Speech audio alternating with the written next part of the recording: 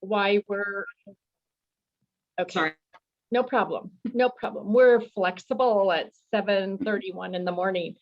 So part of the reason that we're before you today is something that provides efficiencies for us, but more importantly, it gives you as employers a lot of flexibility and ease in remitting contributions and hours to the trust.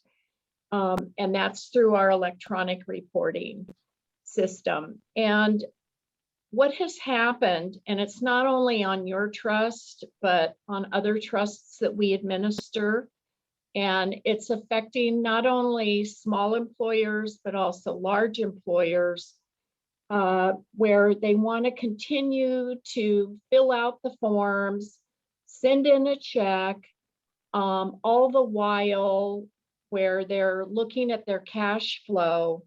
And during the pandemic, but not only during the pandemic, but whether the ability of the USPS to provide good mail service, a lot of employers are ending up with delinquencies. And, you know, the board has a policy, you get one free shot every rolling 12 months. But a lot of the employers got hit with several months where they weren't able to get the waiver, and it, you know, really created a lot of cost, and it could have been avoided. So part of those reasons for it being late, I said, was the USPS. People wait till the very last minute. Due date, as you all know, for the 401k contributions is the 10th of the month. Regular contributions for the other fringes is due by the 20th. There's a grace period for those to the last business day of the month.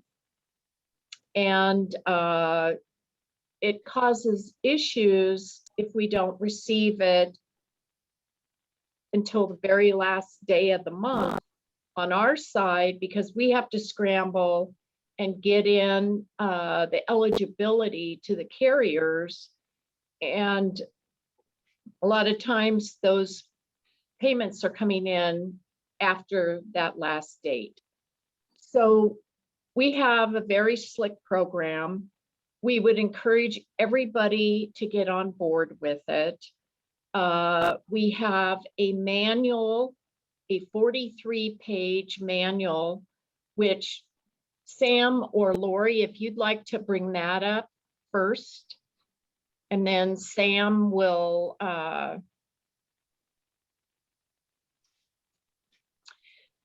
so this is in electronic form. You can see that it's fairly lengthy, well over 40 pages. Anyone can go through that step by step to remit contributions and hours, the reports, simply by entering on the system. We provide two options on paying, either by ACH, or you can continue with the same check process. But what's important about this is that you can manage it to the point where cash flow can be managed by up to the minute. So, excuse me. The manual's available electronically, but we also have people here in the office that will guide any employer through the process. So because I'm starting to cough here, I will let it go over to Sam, who can go through how we can get some of you employers, large or small, to remit electronically, which provides ease for your folks, your bookkeepers, but it also is effective, efficient, and timely as far as the trust office is concerned. So Sam, if you'd like to start it off, I'd greatly appreciate it. Yeah, absolutely. Thank you. Can everyone see my screen? Should hopefully show an Employer Edge screen right now. Yeah, yep, we can see it, Sam. All right. Yeah, and just to jump on Patty's point a little bit too, the other thing, if you guys are submitting online, if you're paying online, you guys get credit from like the minute that you click that pay button online, you're getting credit for it on our end. So it's something where your odds of being late or having any sort of issues like that pretty much go to zero if you're following everything, because you're getting credit from the time you click that button. But basically what I was going to do is I was just going to quickly go through this site.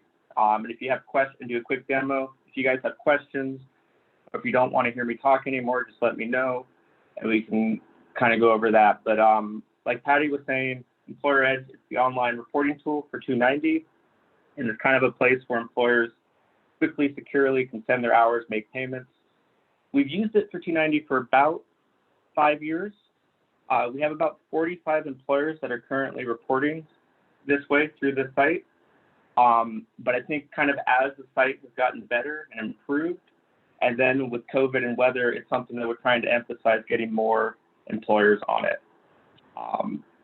And so really before I always want to, when I do a spiel on this, kind of go over the pros and cons of any site like this. So it's kind of, for me, pros, it's a one-stop shop for submissions, payments. It's, if you used a computer within the last 10 years, it's fairly intuitive to use. And it ensures that what you submit is exactly what gets posted, exactly what gets given for participants for their benefits. So it kind of stops any ambiguity there. And then it also kind of gives you a forever record of everything you've ever submitted, the day that you submitted it, the day that you paid it.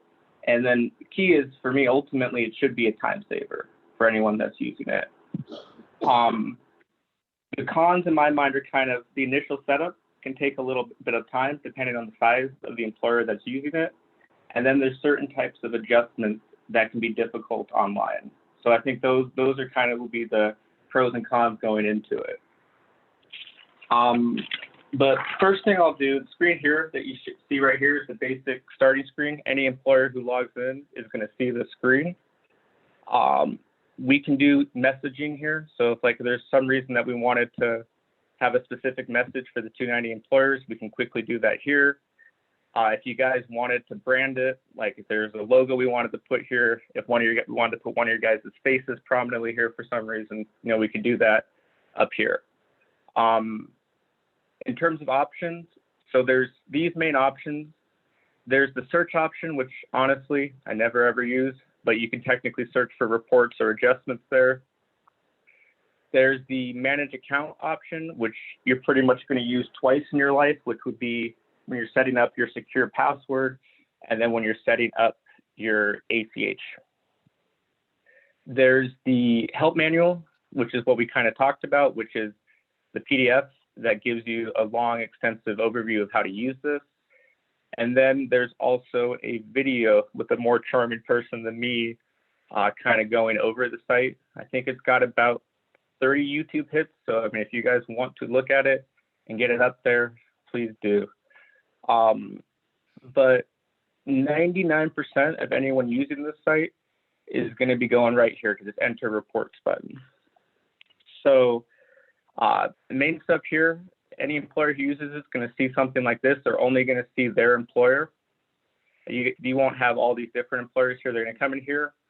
This blue button right here, those are the current active reports. So those are the reports that are available for submission. This is going to tell you the work date. There is, if you guys need to do retro reporting, there's a couple different ways to do it. We have a summary sheet that we send out for employers when it becomes relevant about how to do retro reporting. And then, like I was saying before, there's going to be a record of everything you've ever submitted on the site. So you're going to have your submission date, your pay date. So if you ever wanted to come back here And in view payment, you can see how you actually viewed it, or how you actually paid it, the day that it actually went through, the day that it hit, that you submitted it, the day that it hit was pulled from your bank. And then if you ever wanted to go and actually look at your actual submission, you can do that as well. So you have an actual record of your submission. So I was going to show you actually uploading something and submitting it. Do we have any questions on this main stuff before we do that? Any questions? Okay, I guess not. Great.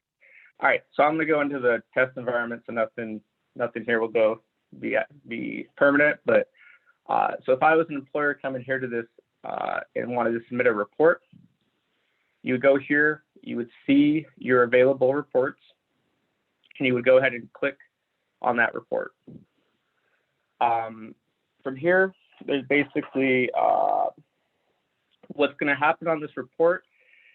This isn't QA, so don't take it too seriously, but it's going to pre-populate with any of the people that were submitted for the prior month, and it's going to pre-populate with their name, social, and then whatever their classification is. There's going to be different classifications. There's going to be different reports based on classification. So there's a report for your journeymen, your apprentices, mechanical laborers. It's going to, there'll be a separate report based off of your contracts. The reports are going to be available the hours reports run on the 1st of every month. The 401ks run on the 20th of every month. Every employer who is signed up is going to get something like this, which is just basically a notification that says, hey, there are reports out there. Go ahead and submit it. For submitting a report, you basically have two ways of doing it. You can manually key in stuff. So you can manually key in hours and amounts and then have it total that for you. So there's going to be a rate calculation. There's going to be a rate calculation that'll tell you how that amount's being arrived at. So it's not a mystery, but basically you can go manually key it, put in your hours. You can add new employees here if you want, and do it that way. If you have basically pretty much the rule of thumb is if you have more than 5 people, you don't want to do this because it can be a little time consuming. So if you have more than 5 people, what an employer wants to do is they want to upload a report. And so you can probably guess which button you use for that. But pretty much when we set up an employer, how we go about it with them is we tell them to use this button down here, which is download a CSV file. And what that basically will do is give you an exactly formatted report. So it's going to have, it's a CSV file, so it has to be exactly right. So if any of these headers are off, it won't upload. But this report is going to basically format it for you in the exact way you need. And then if you have, if you need to add a new person, you would just do it here. If you need to have a new person added, you would do that here. If you have someone with so say you have an apprentice who has a class change, you would just do that here, and you'd have, you'd report it that way. If you needed to have, you're trying to term an apprentice on here, you go ahead and just do something like this. If you need to report an apprentice for 2 separate months, so if you have retro hours you need to report for them, you could just do this. And so we strongly recommend for most employers you build out, you build out to a CSV file instead of trying to do this manually and just upload it. So I'm going to show you really quickly how to do that. So click here on the upload report. I have this file that I put together right before this. So we got a decent sized employer, you got your groups, you got your people, you got your class, you got your hours, you got your PAC, you got your vacation, whether you're terming anyone or not. So basically all you got to do is you come here, click here. And so before we did this, the file was, the report was basically blank. I've uploaded the file. I now have all my people on here. I have my calculation down here. This is QA, so there's a little less bells and whistles, but basically there's a rate calculation. So if you want to cross-check these numbers and how they're being arrived at, you can do that. If you want to view the rates to make sure you agree with the rates that are being posted, that are showing, you can do that. If you've made a mistake and you need to clear this, like you go, crap, I shouldn't have loaded that, there's also in Live a clear data button. But basically when we do it with employers, we say, hey, does this look good? If it looks good, we tell them to submit. And then you get one more chance to confirm it. Look at your total. If it looks good, you hit the confirm report. When you do that, the employer is going to get an email almost immediately, hopefully. Hopefully I'm not a liar to you guys. Yeah, so you're gonna get a report almost immediately that says you submitted it. And then that report is gonna have the details of who you just submitted and then your total for backup. So that comes instantaneous. When you do it, after you do a confirm report, it comes down here. And you basically have two options. So you can, like Patty was saying, you can click the payment option. Okay, so we're in QA, but let me go into live. Let me go into live to give you a better example of this.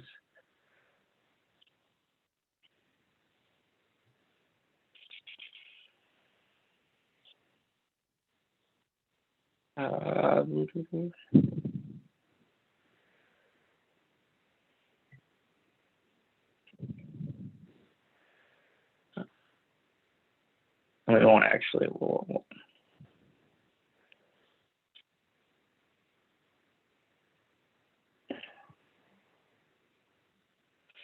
So in Live, you basically, like Patty was saying, you have the ability to pay it by check. So you just flag you're going to pay it by check. And then if you sign up for ACH, you're going to have your ACH account flagged here as well. ACH, like we were saying, you get credit day of submission date. It takes about 2 days from when you click on it to pull the money, unless you go down here and you flag a specific, there's an option to flag a specific day you want it to be pulled out. But unless you do something specific like that, it's basically a 2-day turnaround from when you click it to when you're going to see the money pulled out of your account. Only other thing to emphasize is, so you basically have until the end of the day to do takebacks. So if you've submitted it, you've paid it, and you're like, hey, I actually have made a mistake. This person should have been a 7th term or something. You have till the end of the day to do this. And literally all you would do is just click the unsubmit button. It's going to tell you it's been canceled. That cancellation is going to stop both the report and the payment. So by doing that, you shut it down and you can go and do any fixes that you want, whether you need to, remove this person or update hours or anything like that.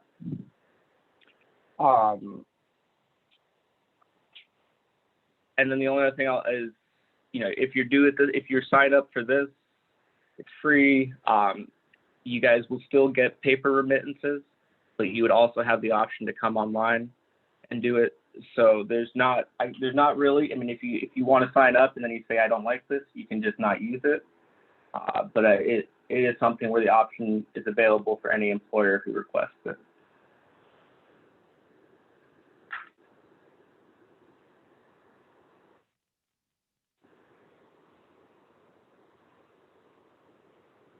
So are there any questions or any items for this one?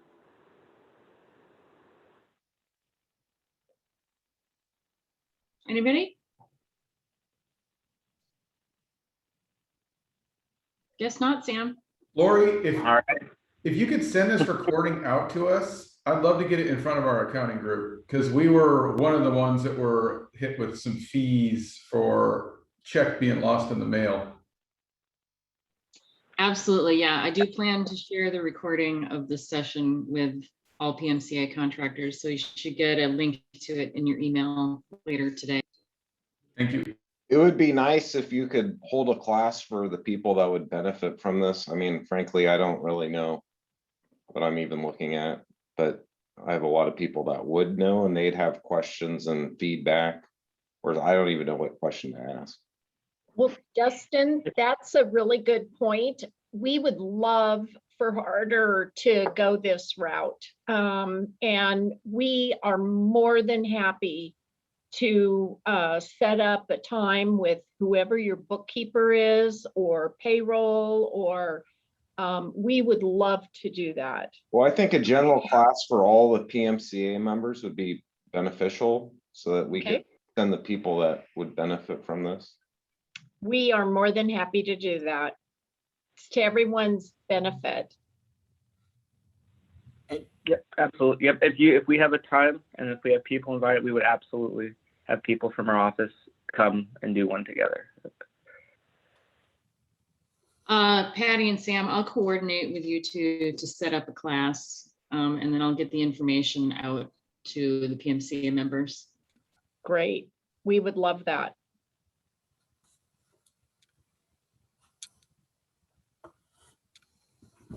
Okay, Sam, did you have anything else? No, I think that was plenty. Okay, would you mind making me the host again, please? Absolutely. Yep. Thank you, sir. All right, I'm gonna stop the recording then. Okay. No, I'm not the host yet.